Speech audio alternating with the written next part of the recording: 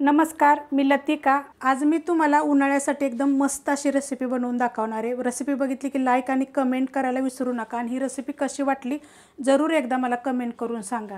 त्यासाठी बघा मिक्सरचं भांडं घेतलेलं आहे आणि एक बीटरूट घेतलेलं आहे। त्याची पूर्णपणे साल काढून घ्यायचे, छोटे छोटे तुकडे केलेले आहेत कारण की लगेच बारीक होतात।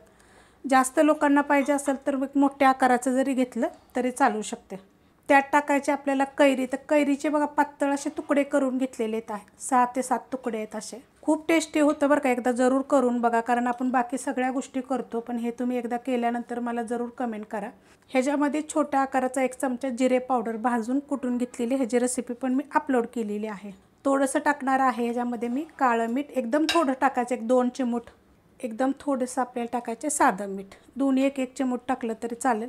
1 ते 1.5 चमचा मी ही पिठी साखर घेतलेली आहे। जी खडी साखर असते ना ती मी बारीक केलेली आहे आणि ती घेतलेली आहे। तर ह्या खडी साखरच्या पिठी साखरच्या जागेवर तुम्ही गूळ जरी टाकला तरी पण चालू शकतात। ह्यात काय करायचं, पहिलं थोडंसंच पाणी टाकायचं आणि एकदा फिरवून घ्यायचे। थोडंसंच पाणी टाकून बघा मी फिरवून घेतलेलं आहे कारण की मग ते बारीक होतं। जास्त पाणी जर टाकलं का नाही तर मग त्याचे छोटे छोटे कण तसेच म्हणजे तुकडे तसेच राहतात। त्यासाठी थोडं पाण्यानं पहिलं बारीक करायचं, परत तुम्ही ह्याच्यामध्ये पाणी टाकून तुम्ही फिरवू शकता। तर ह्याच्यामध्ये काय केलेलं आहे मी, माठातलं पाणी घेतलेलं आहे, थंड पाणी। तुम्ही फ्रीजचं बी घेऊ शकता, बर्फाचे पण खडे टाकू शकता। तर हे मी एकदा फिरवून घेणार आहे। 2 ग्लास मी पाणी टाकून एकदा मी फिरवून घेतलेलं आहे। आता आपण ह्याला गाळून घेऊया। खाली वाडगं घेतलेलं आहे, एकदम बारीक अशी चाळण घेतलेली आहे।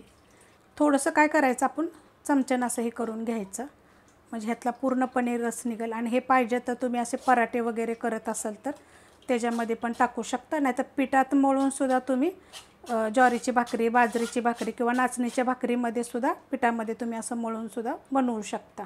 पूर्ण त्याचं बघा मी काढून घेतलेला आहे रस। आता तुम्हाला मी दाखवते। ह्याच्यामध्ये तुम्ही अर्ध लिंबू पण पिळू शकता बरं का, जेव्हा आपण मिक्सरला फिरवलं तेव्हाच। तर तुम्हाला हवा असेल तर तुम्ही असं पण ओतू शकता, नाही तर परत जर पाहिजे असलं तरी तुम्ही असं गाळणीनं सुद्धा गाळून ओतू शकता। खूप मस्त होतं बरं का। किती बारीक गळलं आहे बघा, लगेच गाळणीनं, आपली चहाची गाळण आहे ही। मस्त बघा असं मी गाळून घेतलेलं आहे। खूप चविष्ट लागतो आणि एकदम वेगळा लागतो। आपण नुसतं बीटरूटचा कधी पण करतो, पण तुम्ही एकदा कैरी टाकून बघा, एकदा थोडासा पुदिना टाकून बघा, एकदा थोडासा लिंबाचा रस टाकून बघा, एकदम छान लागतो। ही रेसिपी कशी वाटली जरा मला कमेंट करून सांगा। रेसिपी आवडली तर लाईक करा, सबस्क्राईब करा, कमेंट करा आणि शेअर बी करा।